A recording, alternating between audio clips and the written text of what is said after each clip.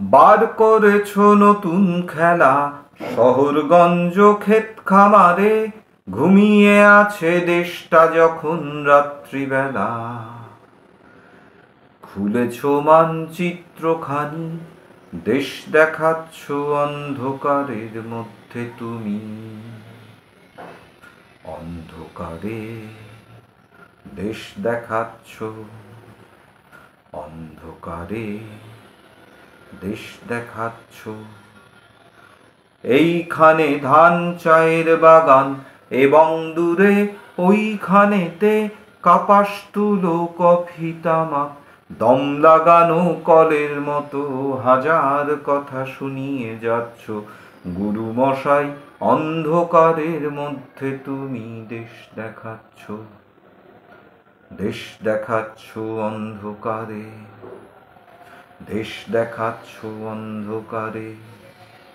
নমস্কার। আজকের এপিসোডটা আমরা একটু অন্যরকমভাবে শুরু করে ফেললাম। নীরেন চক্রবর্তীর কবিতা দেশ দেখাচ্ছ অন্ধকারে, এটা আপনারা অনেকেই পড়েছেন, অনেকেরই প্রিয় কবিতা। আমি শুরু করেছিলাম বছর 20 আগে, কিন্তু কখনো গাওয়া হয়নি কোথাও। তো আজকে আমার এই এপিসোডটা করবার সময় আমার মনে হলো যে এই কবিতাটা খুব প্রাসঙ্গিক হয়ে উঠেছে, এবং সেই কারণে আপনাদের দুকলি শোনালাম। যদি ভালো লাগে আপনাদের, তাহলে পরে এটা কখনো পুরোটা আবার শোনাবো। অনেকটাই বড় কবিতা এবং পুরোটাই গান গাওয়া যায় আর কি, মানে গান বেঁধেছিলাম। তো বিষয়টা হচ্ছে যে কেন এটা বলছি বা বলবার, মানে এই কবিতার অবতারণা কেন, তার কারণ হচ্ছে যে মূল যে বিষয় সেটা হচ্ছে যে এই মুহূর্তে দাঁড়িয়ে ভারতবর্ষের যে নাগরিকত্বের যে প্রশ্ন, এটা অ্যাকচুয়ালি আমরা জানতাম না ছোটোবেলা থেকে যে অ্যাকচুয়ালি সেটা এমন কিছু একটা বস্তু যে সেটা কিভাবে পাওয়া যায়, কোন নিয়মে, মানে কি কি তার জন্য প্রমাণ লাগে। মানে এখন আর 48 সালের পর থেকে যদি এনআরসিকে ধরে নিই আর কি, অসমে যেটা ঘটলো, তাহলে 48 সালের পর থেকে ভারতবর্ষে জন্মগ্রহণ যারা করেছে এবং যারা একটা দীর্ঘ জীবনের প্রায় অর্ধেকের বেশি 2/3 বা সবটা কাটিয়ে ফেলেছে, এরকম মানুষও ভারতবর্ষের নাগরিক কিনা এই প্রশ্নটা স্পষ্ট করে বলা যাচ্ছে না। কারণ এই নাগরিকত্ব, ভারতবর্ষের নাগরিকত্ব একটা গুপ্ত গুহ্য বিষয়। এটা ঠিক কার আছে এবং কার নেই, মানে এবং কোনো নথি তার সেই নাগরিকত্বের প্রমাণস্বরূপ ইয়ে করা যাচ্ছে না। তো এবং এটা করতে গিয়ে যেটা করা হচ্ছে বা যে কথা বলা হচ্ছে যে 48 সালের আগের ভ্যালিড ডকুমেন্টস, এবার ধরুন আমার এটা নেই এই ভ্যালিড ডকুমেন্টস, এবার তার মানে কি ধরে নেবো আমি ভারতবর্ষের নাগরিক অথবা নাগরিক নই। তার মানে একটা মাঝামাঝি কিছু, একটা এমন কিছু যে যেটার কি মানে হয় আর কি, এটা আমি জানি না। আমাদের বন্ধু বান্ধবদের বেশ কিছু বা আমার পরিচিত লোকজনদের বেশ কিছু, তাদের ওই একই ব্যাপার, কিন্তু তারা বিদেশে সেটেল করে গেছে বেশ কিছু মানুষ, এবং কেউ কেউ তাদের মধ্যে নাগরিকত্বও পেয়ে গেছে, কেউ আমেরিকার, কেউ কানাডার, কেউ ইউরোপের কোনো দেশের। তো সেও একরকম ব্যাপার, সেগুলো তো ফার্স্ট ওয়ার্ল্ড কান্ট্রি, সুতরাং সেগুলো নাগরিকত্ব ইজিলি পাওয়া যায়। ভারতবর্ষের নাগরিকত্ব কিন্তু হিউজ ব্যাপার। এ শুধু একক কৃতিত্বে হবে না, এ একটা বংশানুক্রমিক ব্যাপার লাগবে। তো এখানে একটা হিন্দু ধর্মের মতন বলা যেতে পারে যে যে আমি চাইলে হিন্দু হতে পারবো না। আমার বাপকে, আমার 14 গোষ্ঠীকে, আমার ঠাকুরদাকে, কী তার পেশা ছিল, কী তার পদবী ছিল, এই যাবতীয় বিষয় নির্ধারণ করে দেবে যে আমি আসলে কে। আমি বুনো, বাগদি, মালো, জেলে, অথবা আরও অন্তজ কোনো শ্রেণী, মতুয়া ইত্যাদি, এনিথিং, সেটা নির্ধারিত হয়ে যাবে কোনো ব্যক্তিগত কৌশলে, ক্ষমতায়, প্রতিভায়, যোগ্যতায় নয়। এটা অন্য কোনো পুরুষানুক্রমিক কোনো একটা ব্যাপারের মধ্যে দিয়েই এটা নির্ধারিত হবে। তো যাই হোক, সেটা তো একটা আবহমানকাল ধরে চলে আসছে, কিন্তু ভারতবর্ষের নাগরিকত্বের বিষয়টাকেও প্রায় সেই জায়গাতেই আলটিমেটলি নিয়ে যাওয়া হচ্ছে যে আমি কিসের নাগরিক। আমি ধরুন এদেশে জন্মানো, মার্কিন যুক্তরাষ্ট্রে শুনেছি যদি কেউ জন্মগ্রহণ করে তাহলে ইয়ের মধ্যে আর কি, সে কে কী বৃত্তান্ত এসব গ্রাহ্য নয়, তো সেই দেশের নাগরিক। আমার এই কদিন আগে একটি মেয়ের সাথে পরিচয় হলো, সে আমারই পদবী, তারও মিত্র, আমাদের এই পাড়ারই পাশের বাড়িরই আত্মীয় আর কি। সে এটা তার কাকার বাড়ি বা মামার বাড়ি, এরকম সে এসেছিল। তো এমনি কথা বলতে বলতে এটা ওটা করতে করতে হঠাৎ করে আমি জানলাম যে সে হচ্ছে যে মার্কিন নাগরিক। কেন মার্কিন নাগরিক? যখন তার জন্ম হয়েছিল তখন তার বাবা মার্কিন যুক্তরাষ্ট্রের কোনো একটি প্রভিন্সে কিছু একটা কাজ করত, এবং সেখানে তার জন্ম হয়েছিল কোনো একটা নার্সিংহোমে অথবা হসপিটালে। এবং এই যে তার জন্ম হয়েছিল ওখানে, ফলত সে সেখানকার নাগরিক হয়ে গেছে। এবার ডুয়াল সিটিজেনশিপ সে তো হবে না ভারতবর্ষে। তাহলে আমি তাকে জিজ্ঞেস করলাম, তুমি কী করবে, কিছু ভেবেছো? বলছে যে না, আমি মার্কিন সিটিজেনশিপটা ছাড়বো না, ওটা থাক, দেখা যাক তারপরে কী হয়।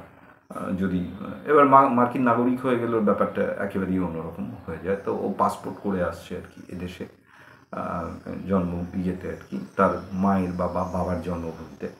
তো যাই হোক, সেসব আমি গল্প করছি না। আমার কাছে আজকের যে আলোচনার যে বিষয়টা খুব গুরুতর বিষয় হিসেবে হাজির হয়েছে, সেটা হচ্ছে যে আমি ফেসবুকে ইদানিং বেশ কিছু পোস্ট দেখতে পাচ্ছি, এবং যেগুলো ধরুন আপনারাও দেখে ফেলেছেন বা খবরের কাগজেও পড়েছেন।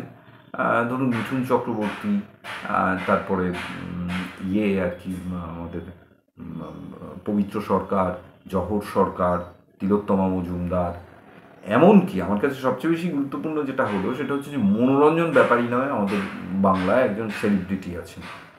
তো তার একটি পোস্ট দেখে মানে আমাকে একজন হোয়াটসঅ্যাপ করে পাঠালো। তো পোস্টটা দেখে বেশ আমার একটু আকেল গুরুম টাইপের হলো আর কি, যে বিষয়টা কী, ব্যাপারটা কী।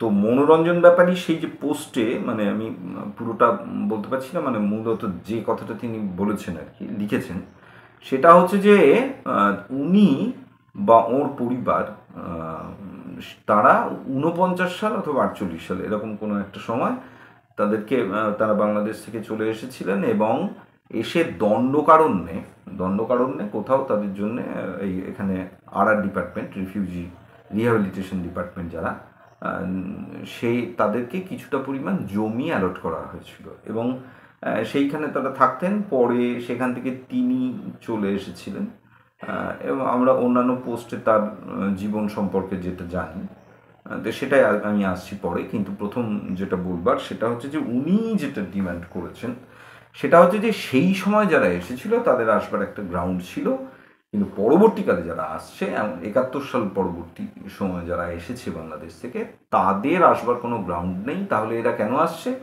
উনি স্পেসিফিক ওই পোস্টে লিখছেন, খুব ইন্টারেস্টিং। সেটা হচ্ছে যে এরা নানা ধরনের ক্রাইম করে আসছে, বাংলাদেশ পুলিশের চোখে ধুলো দেওয়ার জন্য। কেউ হচ্ছে কারো বউ নিয়ে পালিয়ে আসছে, এবং ওদেশ থেকে তার বউ নিয়ে এদেশে চলে আসছে। এবার এদেশে তো অন্য নাগরিক হয়ে যাচ্ছে, অন্য দেশের লোক হয়ে যাচ্ছে, ফলত বাংলাদেশ পুলিশ বা সেই লোকটি আর কি যার বউ নিয়ে পালিয়েছে তারও কিছুই করার থাকছে না। ফলত এইরকম নানা কাণ্ড আর কি। এবং এরা অত্যন্ত নিম্ন রুচির, এবং এরা হচ্ছে সবাই বিজেপির ভোটার ইত্যাদি প্রভৃতি। এটা উগ্র মুসলিম বিরোধী ইত্যাদি এরকম বেশ কিছু বক্তব্য তিনি ওই পোস্টে লিখেছেন। চাইলে আমি আপনাদের ওই পোস্টটা এখানে যদি ট্যাগ করা সম্ভব হয় ইউটিউবে, আমি চেষ্টা করব করে দেওয়ার। আমি জানি না সেটা করা যাবে কিনা, তার ছবি স্ক্রিনশট গোছে দিয়ে দেওয়া যেতে পারে। তো ঘটনা হচ্ছে যে আমি বেশ অবাক হলাম, এবং এই মানে এত এত ডিটেল ডেটা মনোরঞ্জন ব্যাপারই রাখেন, না চারটিখানি কথা নয় কিন্তু। আমার যদিও এই সৌভাগ্য হয়নি তার সাহিত্যকর্ম সম্পর্কে লেখাপড়া করবার বা জানবার আর কি, আমার সেই সুযোগ হয়নি তার বইপত্র পড়ে দেখবার, আমার হাতেও এসে পৌঁছয়নি। কিন্তু বিষয়টা হচ্ছে আমি ওরই ফেসবুক পোস্টের নানা ইয়েতে ঘেঁটে ঘুটে দেখেছি, যে শুনেছি যে উনি একটা সময় কলকাতাতে পালিয়ে আসেন সেই দণ্ডকারণ্য থেকে, এবং তারপর তিনি রিক্সা চালাতেন, এবং তিনি অত্যন্ত শ্রদ্ধার চোখে দেখতেন মহাশ্বেতা ভট্টাচার্য বা মহাশ্বেতা দেবী। এই মহাশ্বেতা দেবীকে উনি যাদবপুরের কোনো একটি জায়গা থেকে রিক্সা করে নিয়ে গেছেন, এবং সেই সময় মহাশ্বেতা দেবীর সাথে কথা বলে গল্প করে তিনি খুব আপ্লুত ছিলেন, এবং তিনি এটাকে বেশ খুব একটা গর্বের বিষয় মনে করেছেন। ডেফিনেটলি গর্বের বিষয়। মহাশ্বেতার পলিটিক্যাল ফিলোসফি, মহাশ্বেতার রাইটিংস ফিলোসফি আমি জানি না কেন মনোরঞ্জন বুঝতে পারেনি। তো আমার ব্যাপারটা মাথায় ধরুন, যে সারা জীবন ধরে মানুষের মানে আন্তর্জাতিকতার কথা বলে গেল, মানুষের অধিকারের সব ধরনের অধিকারের প্রতিষ্ঠার লক্ষ্যে যে সারা জীবন কলম চালিয়ে গেল, কোথায় আদিবাসী সমাজ, কোথায় খেরিয়া শবর সমাজ, এরকম নানাবিধ। এমনকি নকশালবাড়ি আন্দোলন এবং সেই বিষয়টা নিয়েও আপনারা অনেকেই জানেন যে অগ্নিগর্ভ নামে একটা গুরুত্বপূর্ণ উপন্যাস আছে মহাশ্বেতার, বা 1084 মা। এই জাতীয় উপন্যাসগুলোতে এই বিপন্ন গণতন্ত্র এবং মানুষের অধিকার প্রতিষ্ঠার যে বক্তব্য মহাশ্বেতা রেখেছেন তার বিভিন্ন অন্যান্য আরও বিভিন্ন লেখাতে বা ছোট গল্পতে, উপন্যাসে, সব ক্ষেত্রেই, সেখানে এমন একটা মানবতার জয়গান করা হয়েছে যে যেখানে আসলে বাদবাকি সবটাই তুচ্ছ হয়ে যায়।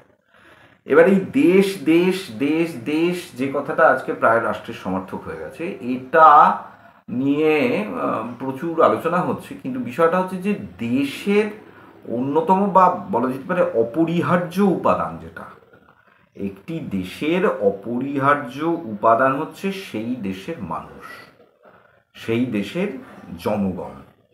এটাকে বাদ দিয়ে কোনো ভূখণ্ড, কোনো পাহাড় পর্বত, কৃষিযোগ্য জমি, নদী নালা, জলভূমি, বনভূমি ইত্যাদি, এই সবটাও যদি থাকে, যদি সেখানে মানুষ না থাকে, তাহলে সেটা কোনো দেশ হলো না, সেটা একটি এমনি ল্যান্ড হিসেবে বা অনেক পুরনো দিনের প্যালিয়েন্টোলজি যদি ঘাটা যায়, তাহলে এরকম কোনো সময় হয়তো ভারতবর্ষ ছিল যে যেখানে কোনো মানুষই থাকতো না। কারণ মানুষের ইতিহাসেও আমরা জানি একটা সময় মাইগ্রেট করে আফ্রিকা থেকে ছড়িয়ে পড়েছিল একটা সেকশন, এবং তারাই হোমোসেপিয়েন্স, এবং তারাই নানা রকমভাবে নানা পরিবেশের মধ্যে দিয়ে, নানা ইয়ের মধ্যে দিয়ে তাদের শারীরিক পরিবর্তন, তাদের চামড়ার কমপ্লেক্সন যেটা, সেইটার পরিবর্তন, অর্থাৎ কেউ ফর্সা হয়ে গেছে, সাদা চামড়া হয়ে গেছে, কেউ তামাটে হয়েছে, কেউ কালোই রয়ে গেছে, এই যে পরিবর্তন আর কি। তো সভ্যতার, মানব সভ্যতার যদি একটা ইয়ে ধরা যায়, ধরুন 3-4 লক্ষ বছরের একটা ইতিহাস যদি অনুমান করা হয় বা সেটা যদি নিয়ে আলোচনা করা হয়, তাহলে দেখা যাচ্ছে যে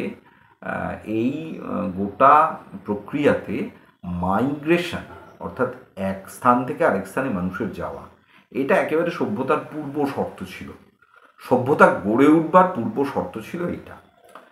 তো এখন বিষয়টা হচ্ছে যে এবার ঘটনা হচ্ছে যে আর্যরা ভারতবর্ষে এসেছিল, যদিও বাল গঙ্গাধর তিলক অন্যরকম বলেন, তিনি বলেন না, আর্যরাই ভারতবর্ষের আদি বাসিন্দা, কিন্তু অন্য কোনো ঐতিহাসিক এটাকে সমর্থন করেননি। আমরা তাদের কথা যদি ধরে নিই তাহলে, বা মেনে নিই আর কি, বা সেটাই মেনে নেওয়া উচিত, তো তাহলে আর্যরা ভারতবর্ষে এসেছিল।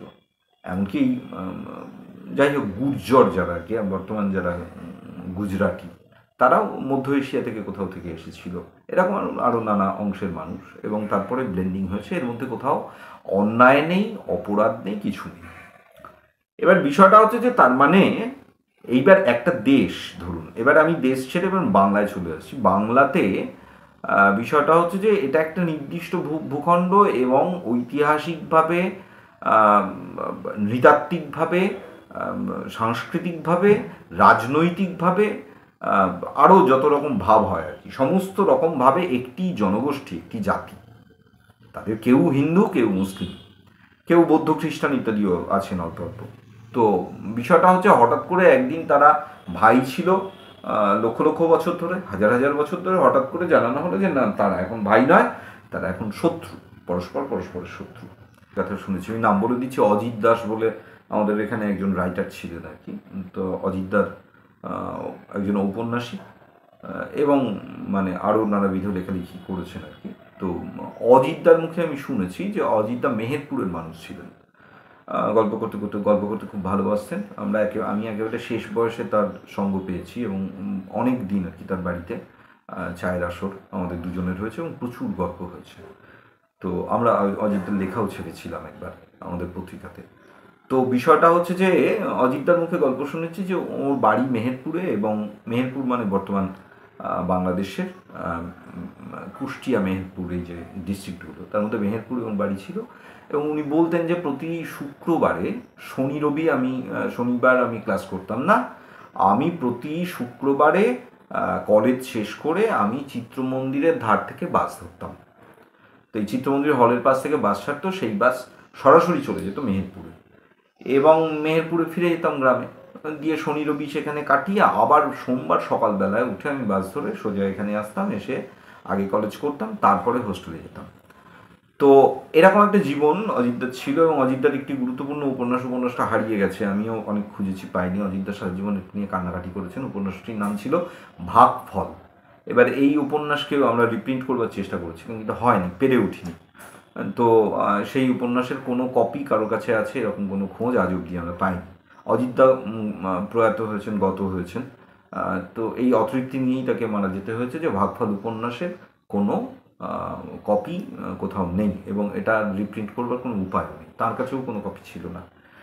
তো বিষয়টা হচ্ছে যে ভাগফল মানে আপনারা বুঝতেই পারছেন, একটা দেশকে ভাগ করা হয়েছে এবং তার কি ফলাফল একটা জনজাতির মধ্যে, সেইটা তার জীবন অভিজ্ঞতা উপন্যাসের আকারে উঠে এসেছিল। তো অজিতদার এই যে কাহিনী, সেটা তো আমি একটা উপকাহিনীর মতো ঢুকে পড়লাম। কিন্তু বিষয়টা হচ্ছে যে এরকম অজিতদার মতন শয়ে শয়ে হাজারে হাজারে মানুষ যারা দেশ ভাগের কারণে বিপন্ন হয়েছেন, সর্বশান্ত হয়েছেন, ইত্যাদি নানা কিছু হয়েছেন। এবার সেটা নিয়েও নানা রকম টেক্সট আছে, নানা রকম বক্তব্য আছে, নানা রকম কথা আছে। কিন্তু বিষয়টা হচ্ছে যে যেটা ভাববার বা বলবার, সেটা হচ্ছে যে এর আগেও আমি অন্য ভিডিওতে বলেছি, বা আমি বিশেষ করে ইউটিউবে আমি যাদের ভিডিও টিডিও দেখছি, তার মধ্যে গুরুচণ্ডালী সৈকত বন্দ্যোপাধ্যায়, আমি তাকে শ্রদ্ধা জানাই, তাকে সেলাম জানাই। সে স্পষ্ট এই কথা দাঁড়িয়ে বলছে আর কি, এবং মানে আমি রীতিমতো আপ্লুত হয়েছি তার বক্তব্যে, যে সে স্পষ্ট বলেছে যে কোনো গণভোট নিয়ে তো দেশভাগ হয়নি, তাহলে সেই দেশভাগের দায়িত্ব কেন জনগণ নেবে? কে কোথায় থাকবে আর কে কি করবে, এটা নিয়ে তো কাউকে জিজ্ঞেসও করা হয়নি যে তুমি কোথায় যেতে চাও, কেন, কে পারমিশন দিল, কে র্যাডক্লিফ, সে একটা ভাগ করে দিল, একটা রেখা টেনে দিল, তার মানে কি বিষয়টা? তো রাজনৈতিক ভাগ বাটোয়ারা করবার জন্যে নেহেরু বা জিন্না বা এরকম আরও কেউ কেউ, বল্লভভাই প্যাটেল বা অন্য এরকম কেউ, তারা বাঙালি জাতিকে ধ্বংস করবার জন্য এই ভাগ করেছিলেন। তো সে বাঙালি জাতিকে সারা জীবন তার ডেস্টিনি হিসেবে সেই ভাগকেই মেনে নিতে হবে, তো কোনো মাথার দিব্যি নেই। তো সুতরাং এই ভাগকে অনেকেই, বাঙালিদের একটা বড় অংশ, তারা মানেননি। যাই হোক, এটা তো একটা বড় আলোচনা, একদম রাষ্ট্রনৈতিক আলোচনা, কিন্তু বিষয়টা সেটা না। আমি যেটা এর আগে বলেছিলাম যে দেখুন, বাঙালি জনজাতির অভ্যন্তরে গভীর অনৈক্য রয়েছে। আজকে মনোরঞ্জন ব্যাপারীর যদি এইটা মনে হয় যে আমরা যারা 48 সালে এসেছি তারা আর বাঙাল নয়, এরকম তার মনে হতে পারে। এবং বাঙাল ব্যাপারটা হচ্ছে খুব একটা মানে অত্যন্ত হীন, একটা বিশ্রী ব্যাপার, নোংরা ব্যাপার। আমি ভাই না, আমি 48-এর আগে এসেছি, আমি 47-এর পরপরই এসেছি। আমাদের এখানে আর্ট ডিপার্টমেন্ট ল্যান্ড দিয়েছিল, এই যে তার ডকুমেন্টস, মনোরঞ্জন ব্যাপারই দেখাতে পারেন। আমি অবশ্য যদিও দেখাতে পারবো না, আমার বাবার জন্ম যদিও এখানেই হয়েছিল। যাই হোক, কিন্তু বিষয়টা হচ্ছে যে মানে এই বাঙালি সমাজের অভ্যন্তরে এই যে পারস্পরিক ঘৃণা, পারস্পরিক এই নীচতার বোধ, দীনতার বোধ, হীনতার বোধ, এইটার যে ক্রমাগত চাষ হয়ে চলেছে, এবং এই যে নীচতা, হীনতা ইত্যাদি এইসব থেকে তথাকথিত সেলিব্রিটি বা মনীষী যারা, আমরা যাদেরকে নিয়ে গর্ব করি, যে একসময় রিক্সা চালাতেন, এখন কত বড় সাহিত্যিক, হ্যাঁ, আহা কি গর্ব, আহা কি জাতি গরিমা, এই যে আহা উহু যাদের নিয়ে করি, এরাও কি এর বাইরে বেরোতে পারছেন না? এটা খুব মুশকিলের ব্যাপার। ধরুন তিলোত্তমা যে বক্তব্যটা রেখেছে, আমি ওটার অত বিরোধিতা করছি না, কারণ তিলোত্তমা, আমি জানি না তার কি আগের ইতিহাসটা কি, আমি সেটা সম্পর্কে আমার কোনো ধারণা নেই, কিন্তু আমি ধরে নিচ্ছি যে তিলোত্তমার বাপ ঠাকুরদা 14 পুরুষ সব এই বাংলা থেকে, এই বাংলার, এরা সকলে এখানেই জন্মেছে, বড় হয়েছে, এবং এই পুণ্যভূমি আর কি, র্যাডক্লিফ লাইনের এপারে, যেটা যদিও আমাদের এই কৃষ্ণনগর শহর যেটার কথা বলছি, এই শহরটা র্যাডক্লিফ লাইনে ওপারে ছিল। তো যখন 1947-এ যখন স্বাধীনতা ঘোষিত হয় আর কি, মধ্যরাতের স্বাধীনতা, তখন কৃষ্ণনগর বাংলাদেশে। তো এই ইতিহাস অনেকে জানেন। এবার বিষয়টা হচ্ছে যে ভয়ঙ্কর ইয়ে পড়ে গেল, এই অঞ্চলের মানুষজন কোথায় পালাবে? বর্ধমান পালাতে হয়। তাহলে বর্ধমান পালানোটা বড় কথা না, বড় কথা হচ্ছে এরা কিন্তু বাঙালি হয়ে গেল, এটা মাথায় রাখতে হবে। গোটা কৃষ্ণনগর গোটাটা এবং তৎসংলগ্ন আরও বিস্তীর্ণ গ্রামাঞ্চলের সবটাই বাঙাল এরা।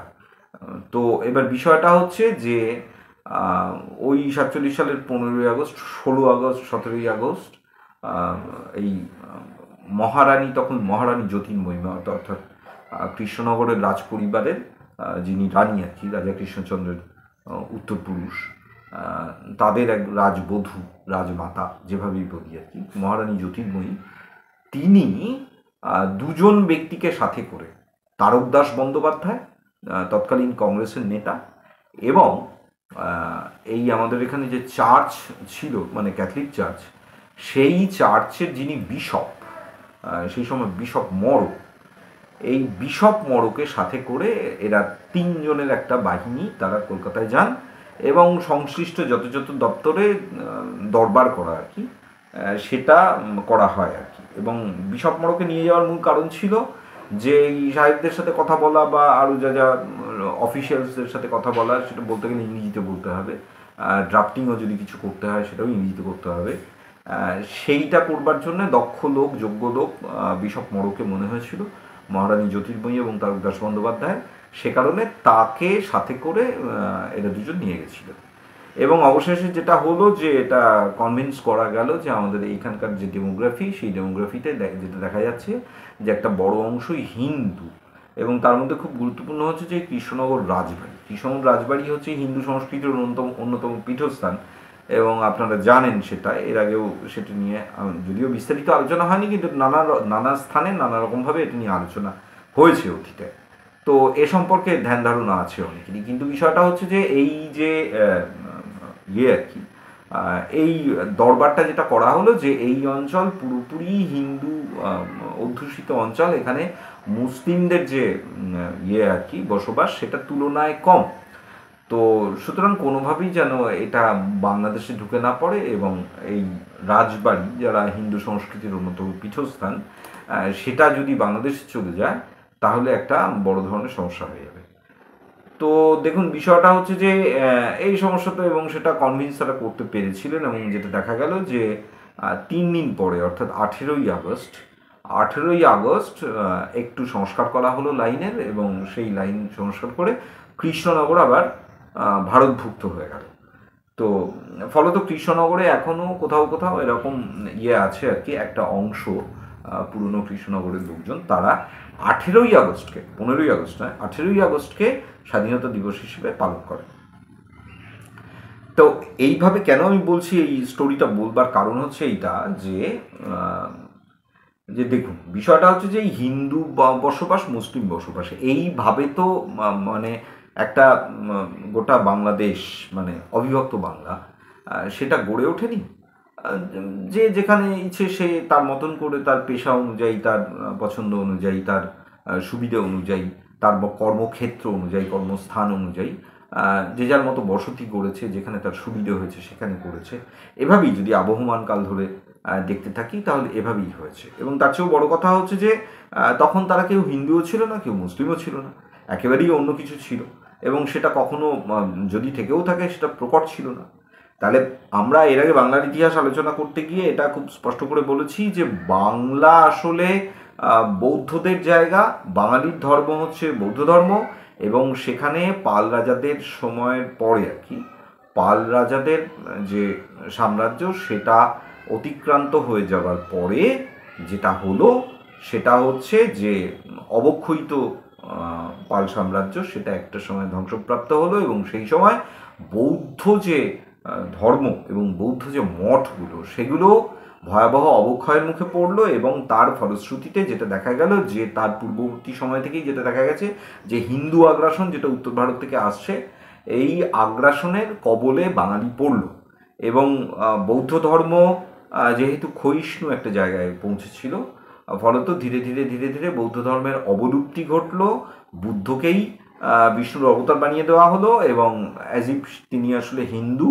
এরকম একটা জায়গা এস্টাবলিশ করা হলো। এবং ধীরে ধীরে ধীরে ধীরে যেহেতু হিন্দু ধর্মের সেই অর্থে কোনো একটা সুনির্দিষ্ট কোনো টেক্সট নেই, ফলত এরকম বৌদ্ধ ধর্মে আচরণযোগ্য বিভিন্ন প্রথা পদ্ধতি, নিয়ম নীতি, এগুলো বাঙালি হিন্দুর তারা খুব দ্রুত অঙ্গীভূত করে নিল। এবং এখানেও যেটা দেখা গেছিল যে অনেক ক্ষতি হয়েছে হিন্দু আগ্রাসনের ফলে, বাঙালির অনেক সর্বনাশ হয়েছে, কিন্তু তৎসত্ত্বেও যেটা গুরুত্বপূর্ণ যে বাঙালি কিছু বৌদ্ধ কিছু হিন্দু ইত্যাদি মিলিয়ে মিশিয়ে একটা এমন ধর্মমত তৈরি করলো যেটা বাঙালির হিন্দুত্ব, যদি আমি হিন্দুত্বের কথা বলি। এবং তার ঠিক পরপরই কিছু দিনের মধ্যেই যেটা হলো, বাংলায় মুসলিম আক্রমণ হলো, অর্থাৎ তুর্কি আক্রমণ। এই তুর্কি আক্রমণের ফলে যেটা হলো সেটা হচ্ছে যে ধীরে ধীরে একটা অংশ রাজক্ষমতা মুসলিমদের হাতে চলে গেল, এবং মুসলিমদের হাতে চলে যাওয়ার পরে যেহেতু একটা মুসলিম ধর্মের মধ্যে একটা বিশ্বব্যাপী মানবতার এবং ভ্রাতৃত্বের স্লোগান আছে বা ডাক আছে, এবং সেখানে শ্রেণীভেদ, ধর্মের অভ্যন্তরে যে শ্রেণী বিভাজন সেটা যেহেতু কম, সেই কারণে একটা একদম নিম্নবর্গের মানুষ যারা হিন্দু, বর্ণ হিন্দুত্বের যে আক্রমণ বা অবজ্ঞা, এর দ্বারা যারা পীড়িত হতেন, অসম্মানিত হতেন, তাদের একটা অংশ তারা স্বেচ্ছায় ধর্মান্তরিত হলেন এবং তারা মুসলিম হয়ে গেলেন।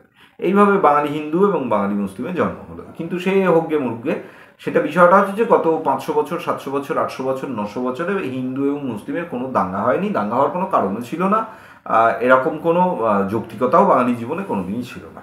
অন্য অংশের ইতিহাসে, আমি ভারতবর্ষের অন্য অংশের ইতিহাসে যাচ্ছি না। কিন্তু পরবর্তীকালে ব্রিটিশরা যখন এটা যখন বুঝলো যে ব্রিটিশদের সাম্রাজ্য এখানে প্রথিত হয়ে যাওয়ার পরে, যখন তারা এটা বুঝলো যে এই বাঙালি জাতটা ডেঞ্জারাস, এরা যদি একটু স্কোপ পায় এরা জাতা করে ফেলবে, পৃথিবী জয় করে ফেলতে পারে, এরকম ক্ষমতাধর মানুষ এখানে জন্মাচ্ছে আদারে বাদারে, পাড়ায় সে পাড়ায় যে হরবকত জন্মাচ্ছে। এবং ঘটনাচক্রে সেই সময় আমাদের রেনেসার শেষ পর্যায়টা আর কি। তো সে শুধু রবি ঠাকুর নয়, রামমোহন নন, মানে আমাদের এই স্বর্ণ অনুশীলন সমিতির বিপ্লবীরা তারা অলরেডি জন্মে গেছেন। তো এরকম আরও অন্যান্যরা তারাও জন্মে গেছেন এই সময় আর কি। তো জগদীশচন্দ্র থেকে মেঘনাদ সাহা পর্যন্ত, প্রফুল্লচন্দ্র থেকে আচার্য প্রফুল্লচন্দ্র থেকে সত্যেন বোস পর্যন্ত এরাও জন্মে গেছেন। তো এইটা ব্রিটিশদের র্যাডারে ছিল, তারা ধরেছিল, এবং তারা এটা বুঝেছিল যে এত পোটেনশিয়াল জাতি ভারতবর্ষে আর কেউ নেই, থাকবার কথাও নেই, কারণও নেই কোনো। এই জাতিকে বেশি আঁশকাড়া দিলে একেবারে 12টা বেঁচে যাবে, আমাদের এখান থেকে চাটিপাটি গোটাতে হবে। ফলত তারা যে কাণ্ডটা করলো, প্রথম হচ্ছে যে এখান থেকে রাজধানী তুলে নিয়ে যাব, কলকাতায় রাজধানী থাকবে না। তো তার আগে পর্যন্ত এটা ছিল যে লেখাপড়া জানা লোক মানে তো বাঙালি, আর তো কেউ নেই, ফলত কলকাতা ছাড়া আর কোনো রাস্তাও ছিল না, অন্য কোথাও রাজধানী স্থানান্তরের কোনো যৌক্তিকতাই ছিল না। তো এখান থেকে তুলে নিয়ে কলকাতা থেকে বদলে ইম্পর্টেন্ট হয়ে পড়লো ভারতীয় রাজনীতিতে দিল্লি নামক একটি শহর। দিল্লি সুলতানেট পিরিয়ডে দিল্লির একটা গুরুত্ব ছিল, মুঘলদের সময় ওই দিল্লি গুরুত্ব ছিল, কিন্তু ব্রিটিশ পিরিয়ডে দিল্লির কোনো গুরুত্ব ছিল না, বা তার অব্যবহিত আগে পর্যন্ত সেখানে যখন ছোট ছোট প্রাদেশিক শক্তি যে সময় মাথাচাড়া দিচ্ছে আর কি আওরঙ্গজেবের মৃত্যুর পরে, সেই সময়ও ভারতবর্ষের রাজনীতি থেকে দিল্লির ইম্পর্টেন্স কমতে। আওরঙ্গজেব মারা যাচ্ছে 1707 সাল বা 1701 সাল, এক্স্যাক্টলি আমার মনে পড়ছে না। তো আমি সালটা যদি ওরকম 1700 সামথিং, 1701 অথবা 1707। তো এই যে সময় থেকে পরবর্তী সময় পর্যন্ত এই ব্রিটিশরা আসা এবং এখানে এই রাজধানী স্থানান্তর পর্যন্ত 1911 সাল পর্যন্ত, এই যে 200 বছর, এই 200 বছরে ভারতবর্ষের রাজনীতিতে দিল্লির কোনো ইম্পর্টেন্স ছিল না। তখন ইম্পর্টেন্ট শহর, সবচেয়ে ইম্পর্টেন্ট শহর কলকাতা, শুধু ভারতবর্ষের নয়, এশিয়ার সবচেয়ে গুরুত্বপূর্ণ, সবচেয়ে দামি, সবচেয়ে মেধাবী, সবচেয়ে শিক্ষিত, সংস্কৃত শহরের নাম কলকাতা। তো যাই হোক, এবার বিষয়টা হচ্ছে যে এই কলকাতা শহর থেকে রাজধানী স্থানান্তর করে দিলে বাঙালি পঙ্গু হবে, এক। দ্বিতীয়ত হচ্ছে যে তার কিছুদিন আগেই কার্জনের সময়ই, লর্ড কার্জনের সময়ই যেটা পরিকল্পনা করা হয় যে বাংলাকে যদি আমরা ভাঙতে পারি এবং বাংলার অভ্যন্তরে, জাতিগুলির অভ্যন্তরে যদি একটি দ্বন্দ্ব, একটি লড়াই, একটা ঘৃণা, এটার যদি আমরা ঠিকঠাকভাবে চাষ করতে পারি, তাহলে বাঙালি জাতির 12টা বাজানোর মোটামুটি 70% কাজ হয়ে যাবে। তো সেটা তারা করেও গেছিলেন, এবং যেটা দেখা গেল যে ওইটার কোনো রেকটিফিকেশন হলো না। যেমন ধরুন, ব্রিটিশ পুলিশে যারা চাকরি করত, যারা অজস্র স্বাধীনতা সংগ্রামে সামনে থেকে গুলি করে মেরেছে বা পেছন থেকে গুলি করে মেরেছে, এই সেকশনের পেনশন বন্ধ হলো না বা সার্ভিস ব্রেক হলো না। এটা যেমন হয়নি, একই সাথে ইংরেজদের করে দিয়ে যাওয়া বাঙালি জাতীয়তাকে ধ্বংস করবার জন্যে, ভারতীয় জাতীয়তাকে ধ্বংস করবার জন্যে যে দেশভাগের পরিকল্পনা তারা করে গেছিল, সেটাকেই শিরোধার্য করে দেওয়া হলো। এইটা একটা ভয়ঙ্কর ব্যাপার, একটা ভয়ানক ব্যাপার, এবং এটা রেকটিফিকেশন জরুরি। এই বার্তা সুভাষচন্দ্র বোস বিদেশ থেকে বলছেন যে না তোমরা এই কাণ্ড করো না, আমি আসছি, কিন্তু তিনি আর আসতে পারেননি। যেভাবেই হোক তিনি তার ইয়ে নিয়ে নানা বিতর্ক রয়েছে তার শেষ জীবন নিয়ে, কিন্তু বিষয়টা তো হলো না। এবার ফলত যেটা দাঁড়ালো যে বাঙালি জাতি দ্বিখণ্ডিত হলো এবং এটা না নিয়তির পরিণতি, মানে ভাবখানা এইরকম একটা যে এ তো আর কিছুই করার নেই, এ তো সব ওদিকটা তো পূর্ব পাকিস্তান আর এদিকটা ভারতবর্ষ, তো পাকিস্তান এবং ভারতবর্ষ দুটো শত্রু রাষ্ট্র, এনিমি স্টেট। হঠাৎ করে আমার ভাই প্রতুল মুখার্জি গিয়েছেন মারা যাওয়ার কিছুদিন আগে, দুইজনাই বাঙালি ছিলাম, দেখো দেখি কাণ্ড খান, তুমি এখন বাংলাদেশি, আমার এক ইন্ডিয়ান। কোন সাপে, কোন পাপে, কোন অভিশাপে, কোন অপরাধে বাঙালি জাতির ওপরে এত বড় দুর্ভাগ্য নামলো আমরা জানি না।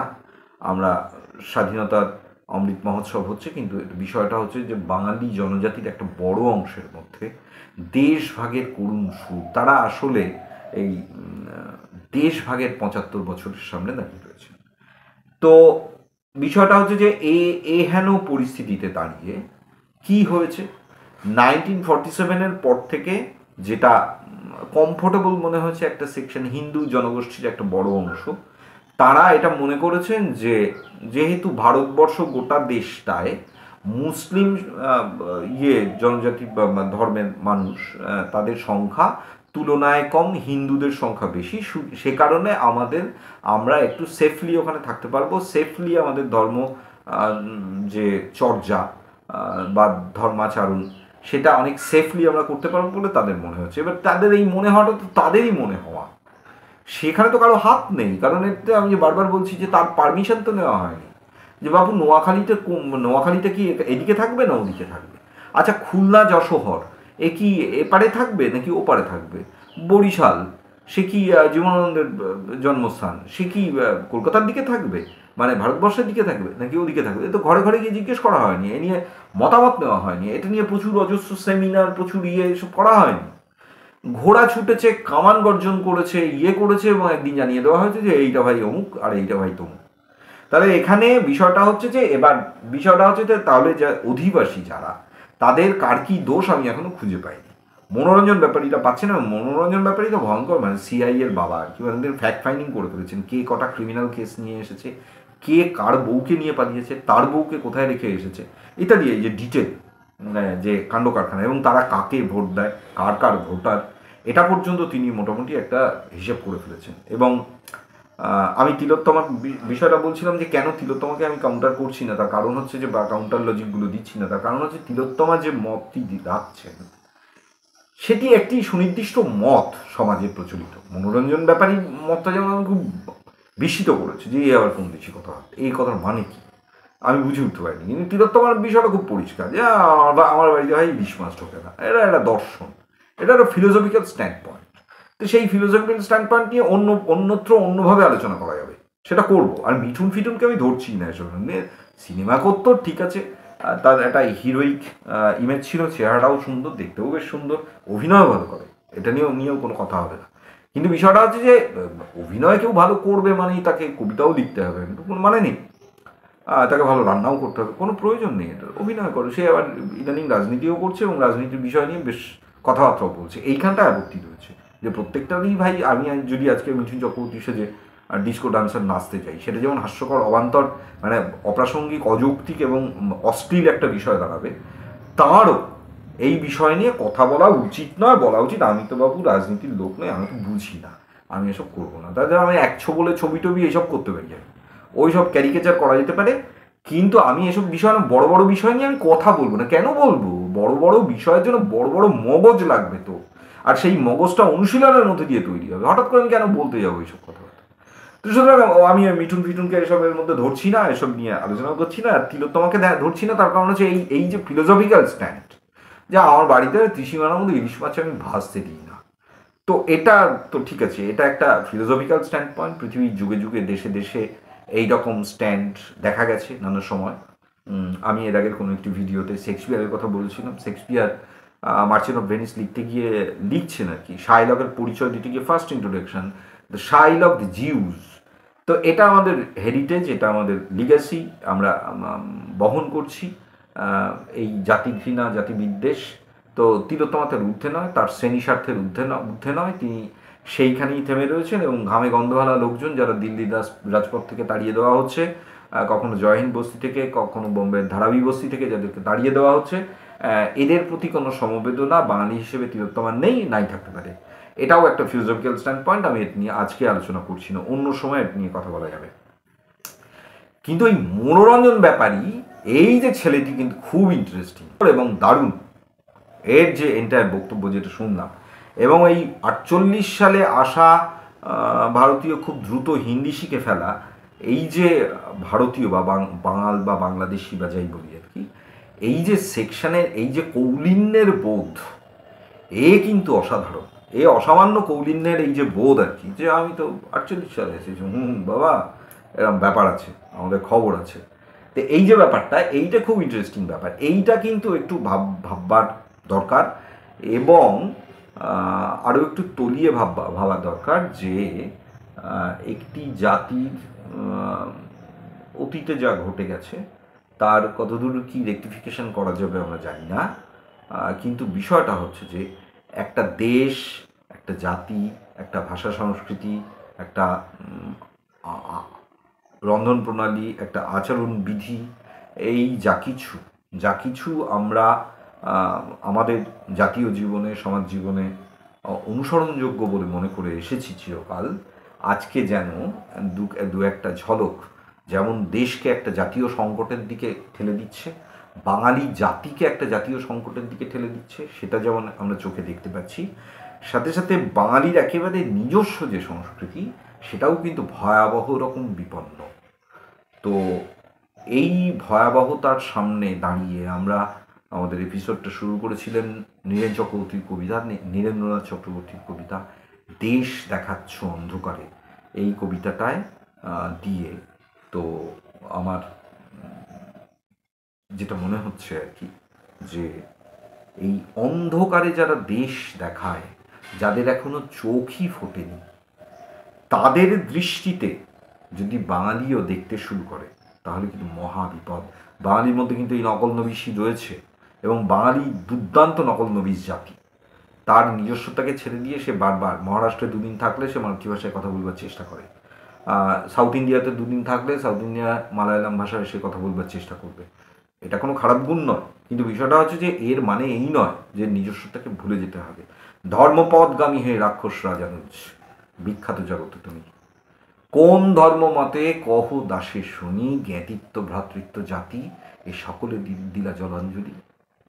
ইন্দ্রজিৎ প্রশ্ন করছে, মাইকেল প্রশ্ন করছে, মাইকেল রেনেসার কবি মাইকেল প্রশ্ন করছে চিরাচরিত ধারাকে, বিভীষণকে প্রশ্ন করছে যে ধর্মের পথ নিয়েছিল, রামের অনুচর হয়ে গেছিল, সেই বিভীষণকে নিকুম্ভিলা যজ্ঞাগারে যখন অসম যুদ্ধে, যুদ্ধক্ষেত্রই নয় পেছন থেকে আক্রমণ করেছিল লক্ষ্মণ এবং হনুমান, তখন কোষাকুষির আঘাতে, মাইকেলের টেক্সট মেঘনাদ বধকাব্য, কোষাকুষির আঘাতে লক্ষ্মণ অজ্ঞান হয়ে গেছিল।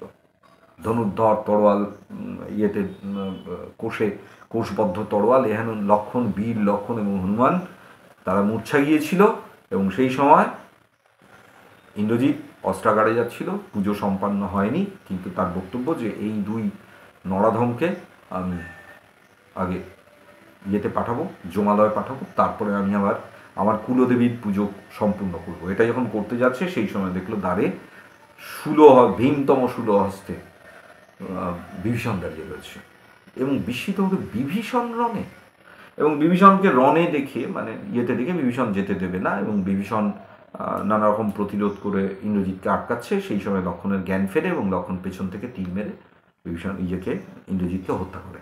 তো এই বর্ণনা মাইকেল রামায়ণকে নতুন করে দেখতে শিখিয়েছিল। তো বাঙালি যেমন নকল নবিশি রয়েছে, আবার বাঙালির সম্পূর্ণ উল্টো দিকে দাঁড়িয়ে একেবারে নতুন একটি ফিলোসফি তৈরি করবার যে শক্তি, যে সক্ষমতা, যে দক্ষতা, যে মেধা, সেটা বাঙালিরই ছিল এবং এখনও আছে বলে আমি বিশ্বাস করি। হয়তো চাপা পড়ে গেছে, নকল করতে করতে ইয়ে হয়ে গেছে। কিন্তু বিষয়টা হচ্ছে যে নকল তো করা যেতেই পারে বা করতে হয়ও নানা সময়, জাতীয় জীবনে বা ব্যক্তি জীবনেও এটা থাকে বা হয়ে থাকে। কিন্তু বিষয়টা হচ্ছে কার নকল করব? অন্ধকারে যে দেশ দেখাচ্ছে বা যে দেখছে হাতড়ে এইখানে ধান, এই চায়ের বাগান, ওই যে দূরে কাপাস, তুলো, কফি, তামাক, এটা নকল করতে হবে না। সরি, নমস্কার, ভালো থাকবেন।